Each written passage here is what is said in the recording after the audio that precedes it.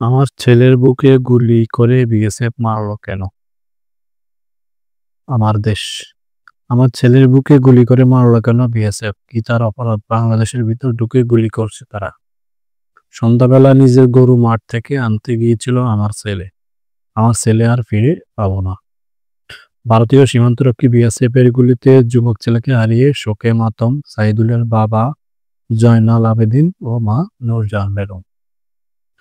বুধবার সন্ধ্যায় সুনামগঞ্জের বিশ্বম্বরপুর উপজেলার গামারিতলা সীমান্তে বাংলাদেশে ঢুকে গুলি করে কৃষক সাইদুলকে ২০ বছর হত্যা করে বিএসএফ।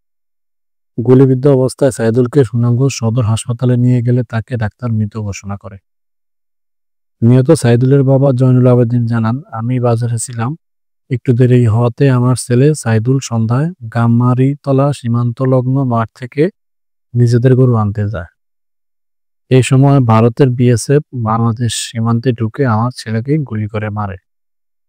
তিনি আরো বলেন, সীমান্ত এলাকায় আমাদের গ্রাম, সীমান্তে আমাদের জমি জমা আছে, গরু চড়াই, কিন্তু বিএসএফ এর কারণে জমি চাষ করতে পারি না, গরু চড়াইতে পারি না। অনেক অত্যাচার করে আমাদের। এর আগেও একবার মানুষকে গুলি করে মেরেছে, এবার আমার ছেলের বুকে গুলি করে হত্যা করেছে। আমি তার বিচার চাই। এদিকে border guard Bangladesh BGB press বিজ্ঞপ্তিতে জানায়, সাইদুল ভারতে সুপারি পাচারের সময় বিএসএফ এর গুলিতে নিহত হন। সরেজমিনে গিয়ে জানা যায়, সুপারি ভারতে পাচার নয়, সাইদুল সীমান্তে নিজের গৃহবাড়িতে গরু আনতে গিয়েছিল। এ সময় কাঁটাতারে বেড়ার এপারে এসে বাংলাদেশের অভ্যন্তরে ঢুকে বিএসএফ সাইদুলকে গুলি করে হত্যা করে। সীমান্তে গিয়ে বাংলাদেশের অভ্যন্তরে বিএসএফ এর বুটের চাপ পাওয়া যায়। কাটা ধান খেতে নায়ার এখনো লেগে আছে রক্তের দাগ।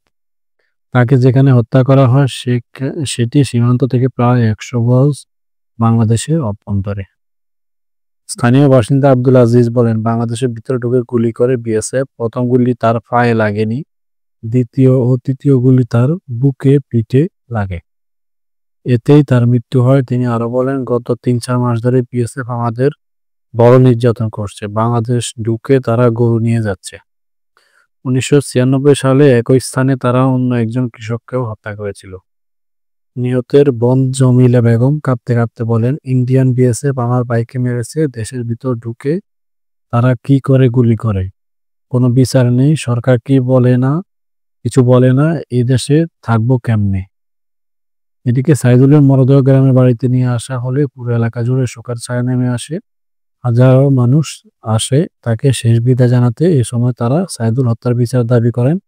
সরকারের তরফ থেকে কড়া প্রতিবাদ জানানোর আহ্বান করেন।